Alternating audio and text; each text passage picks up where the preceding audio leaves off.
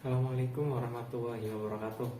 Perkenalkan, saya Samsul, lebih tepatnya Ahmad Samsul Bahri dengan NPM 65195 Teknik Sipil semester 4 kelas A. Saya akan mempresentasikan sedikit teori atau materi tentang geotekstil. Tujuan dari materi ini antara lain untuk mengetahui secara langsung pengaplikasian geotekstil, kemudian menambah wawasan konstruksi pada kondisi tanah berlumpur, memenuhi tugas mata kuliah perbaikan tanah. Lalu, apa itu geotekstil? Geotekstil adalah lembaran sintetis yang tipis, fleksibel, permeabel, dan digunakan untuk stabilisasi dan perbaikan tanah, dikaitkan dengan pekerjaan teknik sipil. Pemanfaatan geotekstil merupakan cara modern dalam usaha untuk perkuatan tanah lunak.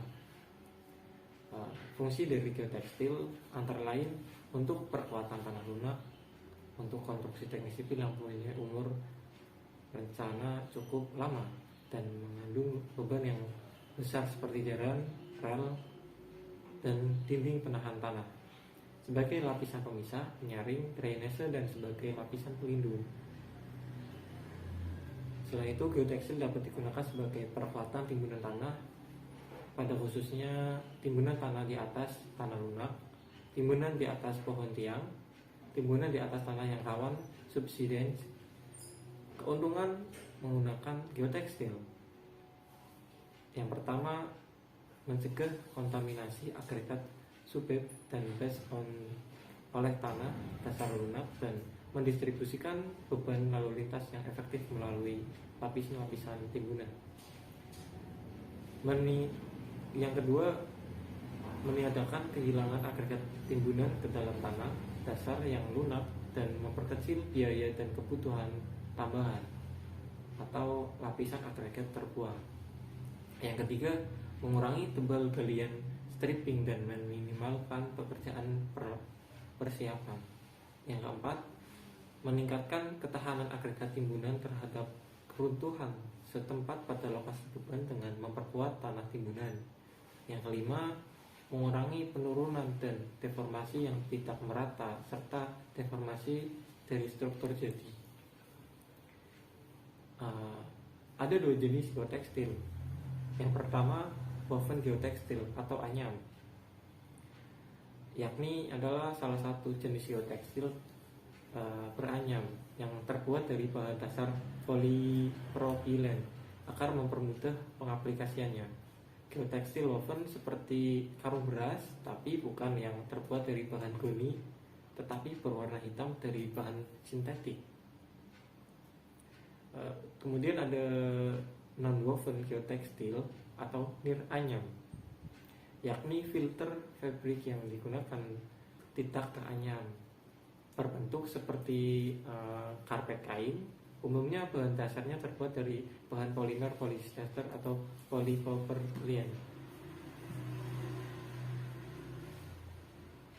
Geotekstil non-woven biasanya digunakan sebagai penyaring filter, aplikasi separator atau pemisah, aplikasi stabilisator, dan fungsi lainnya seperti sebagai pengganti karung goni pada proses curing beton karena dapat mencegah terjadinya retak saat proses pengeringan beton, atau lebih tepatnya untuk menyimpan air agar beton itu tidak cepat agar tetap lembab lah kondisinya seperti itu. Dalam penggunaan geotekstil, kita harus menetapkan perkuatan sebesar apa yang dibutuhkan, seperti faktor-faktor yang harus diperhatikan. Salah satunya jenis geotekstil yang akan digunakan, kemudian sifat hubungan dengan dan renggangan. Hal ini diperlukan agar deformasi yang terjadi pada konstruksi perkuatan kecil, kemudian sifat pembebanan perkuatan di atas tanah lunak. Beban timbunan yang lebih besar akan memerlukan perkuatan dengan tesil yang lebih besar pula. Mohon maaf. Kemudian kondisi lingkungan, perubahan cuaca, air laut, kondisi asam atau basa serta mikroorganisme seperti bakteri akan mengurangi kekuatan geotekstil. Selain itu juga digunakan bahan timbunan yang akan digunakan. Metode atau cara pemasangan geotekstil. Geotekstil halus digelar di atas tanah dalam keadaan terdampar tanpa gelombang ataupun kerutan. Kedua, sambungan geotekstil tiap lembarnya dipasang overplay terhadap lembaran berikutnya. Yang ketiga, pada daerah pemasangan yang berbentuk kurva, misal tikungan jalan, geotekstil dipasang mengikuti arah kurva. Jangan membuat overplay atau jahitan yang daerahnya searah dengan beban roda atau beban lalu lintas, karena itu dapat mempengaruhi nanti ketika sudah jadi dan digunakan oleh khalayak umum, maka akan berpengaruh di kemudian hari. Jika geotekstil dipasang untuk terkena langsung sinar matahari, maka digunakan geotekstil yang berwarna hitam. Seperti itu. Teknik penjahitan untuk geotekstil. Teknik penjahitan menjadi alternatif yang lebih praktis dan ekonomis apabila lebar timbunan tindih geotekstil yang dibutuhkan sangat besar. Penjahitan dapat dilakukan di pabrik maupun di lapangan. Variabel-variabel berikut perlu diperhatikan jika ingin memperoleh kualitas jahitan yang baik dan efektif. Yang pertama, jenis benang, tegangan benang, kerapatan jahitan, dan jenis jahitan. Bisa dilihat jenis jahitannya ada dua tipe, dengan rantai jahitan tali tunggal dan dengan rantai jahitan tali rangkap atau terkunci untuk menghindari lepasnya jahitan. Kelanjutannya seperti jumlah baris, 2 baris atau lebih dan sejajar untuk meningkatkan keamanan. Kemudian ada jenis penyambungan, sambungan jenis datar tipe SS seperti pada gambar. Kemudian ada sambungan J tipe SS N2, itu seperti pada gambar, agak sedikit ditekuk atau dilipat menjadi satu arah. Kemudian ada sambungan kupu-kupu tipe SSD 2, yakni menggunakan saling terbalik dilipat, tidak searah seperti SSN, seperti pada gambar seperti ini. Kemudian hal yang perlu diperhatikan mengenai jahitan, itu merupakan ada salah satu hubungannya dengan kekuatan.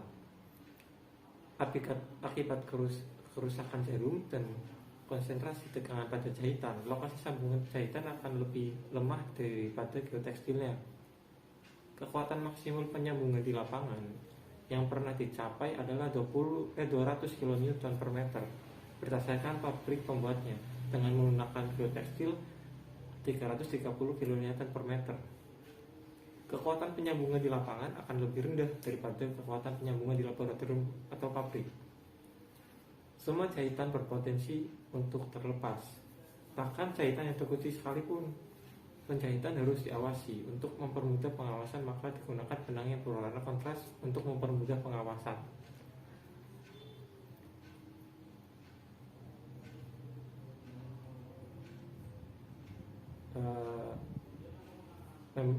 Ini ada memang potongan layout pelabuhan atau seperti apalah pengaplikasian di lapangan seperti ini. Itu ditaruh di lapisan untuk mengontrol air dan tanah agar tidak saling berpengaruh atau memperusak. Ini ada contoh gambaran geotekstil yang pertama ada geotekstil woven masih dalam gulungan. Terus lapisan penghampar geotekstil itu pas proses pengaplikasian. Nah, seperti itu ada di paling bawah proses penyambungan geotekstil dengan penjahitan. Itu menggunakan alat untuk menjahit. Ini contoh gambaran kondisi tanah yang lunak dan berlumpur, lalu dihamparkan menggunakan geotekstil. Seperti itulah mengapa terciptakan geotekstil, antara lain untuk mengkontrol tanah agar bisa lebih stabil ketika digunakan untuk bangunan konstruksi di atasnya. Kurang lebihnya seperti itu yang dapat saya sampaikan. Mohon maaf bila ada tutur kata yang salah. Bila taufiq wal hidayah. Assalamualaikum warahmatullahi wabarakatuh.